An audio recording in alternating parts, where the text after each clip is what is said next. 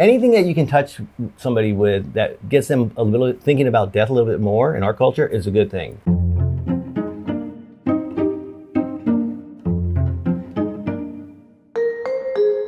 The Museum of Death was first opened in 1995 down in San Diego. A married couple, J.D. Healy and Kathy Schultz, they ran a bookstore that also doubled as an art gallery. Interesting taboo topics is what they kind of focused on.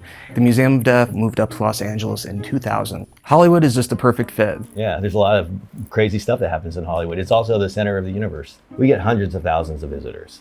And there's so many people that are interested in so many different things that it's like, there's not one object that's going to make everybody come see it. We have a Heaven's Gate exhibit, a pair of the bunk beds from the house, the only known existing suicide outfit directly off of one of the cult members' bodies. We have an amazing skull collection. We're almost like a rite of passage for teenagers now. It's a way to deal with death. Because your parents won't let you come here when you're 15, but when you're 16, you get to come.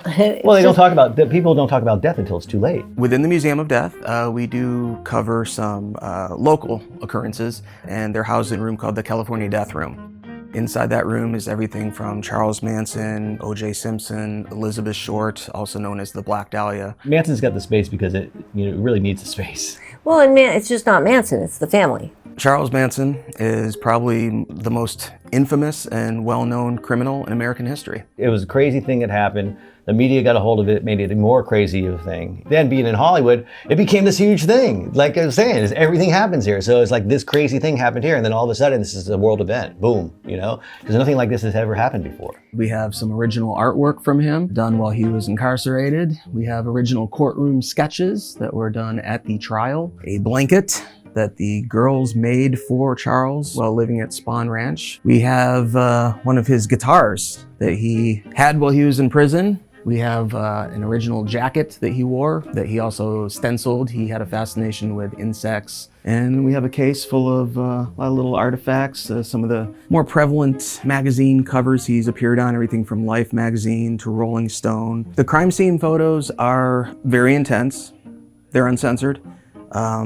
And usually when people see them, it is for the first time, and they are taken aback because now for the first time you can see the brutality of the murders and how vicious and senseless and horrible they were. My favorite Manson? I don't even think I have a favorite Manson. Baseball. Yeah, baseball's pretty cool. Baseball signed by Manson. No, that's because we have one signed by the prosecuting attorney too. Also signed one, yeah. One of Charles Manson's hobbies while he was in prison, he would take apart his socks, his clothing, anything available really, and he would weave or twist them into little figurines. I think this is a starting point for people to start researching it and understanding it, but I'm not here to tell people what to understand about the Manson murders. It's up to them. And he's not that cool.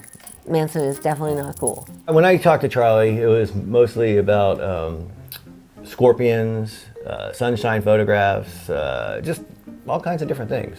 Everyone wants to think it's going to be this deep physiological, thing, and it's not. It's just okay, Charlie. And he rambles, and it's hard to talk to Charlie.